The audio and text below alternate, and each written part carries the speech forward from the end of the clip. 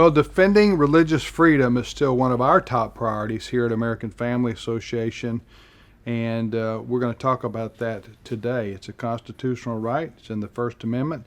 Ed Vitagliano is here with me, Tim Wildman, and Walker Wildman. Walker, we have a specific story out of the Pacific Northwest.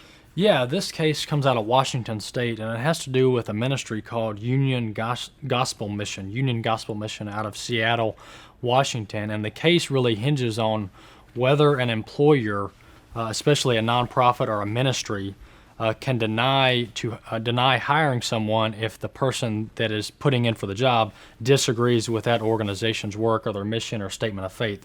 And so this ministry lost at the state level in Washington.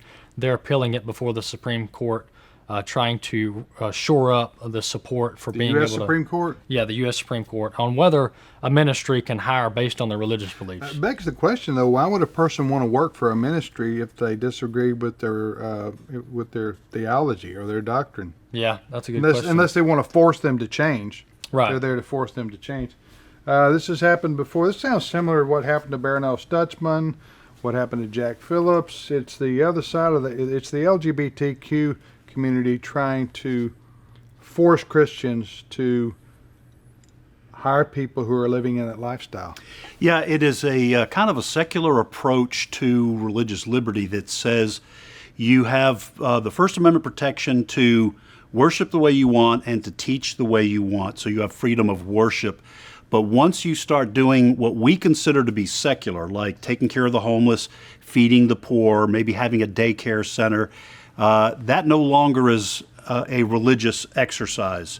And I think that's what Washington State has done. That's what all these blue states appear to want to do, is to use the fulcrum of secularism to dislodge all those kinds of outreaches from religious teaching.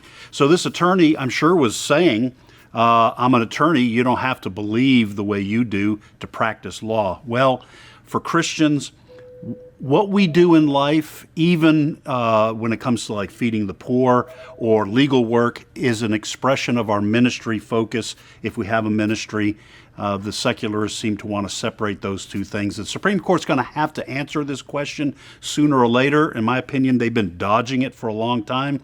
But this is the kind of case where they're going to have to come up with an answer. And we're not talking about a secular business per se. We're talking about a Christian charity right here who has things they believe and having to do with human sexuality. And this is a challenge directly to whether they have the right to maintain their religious freedom in that regard or not. We'll see you next time on Reason and Company.